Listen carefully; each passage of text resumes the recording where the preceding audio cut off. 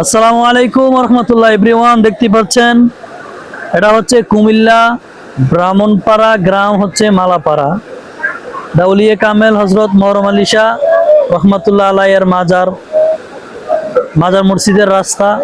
আসলে এটা হচ্ছে গুমতির পানি এসে আপনার এই রাস্তাটা দিয়ে অলরেডি পানি চলে যাচ্ছে এবং রাস্তাটা কিছুটা ভেঙেও যাচ্ছে। আর মনে হয় না রাস্তাটা বেশিক্ষণ থাকবে, যেভাবে পানি ঢুকতেছে আসলে প্রচুর পরিমাণে পানি আসতেছে। তো সকলে আসলে দোয়া করবেন। সারা বাংলাদেশের মধ্যে প্রায় কয়েকটা জেলাতে তো বন্যা হচ্ছে, ফেনী, নোয়াখালী। তো এরকম আসলে কুমিল্লাতেও গত বছর বন্যা হয়েছিল। তো মনে হয় এই বছর আসলে পরিস্থিতি বেশি একটা ভালো না। তবে আলহামদুলিল্লাহ আজকে দিনটা ভালোই যাচ্ছে। আসলে আজকে বৃষ্টি হলে এতক্ষণে মনে হয় পানি ভরপুর হয়ে যেত, তো বৃষ্টি হচ্ছে না।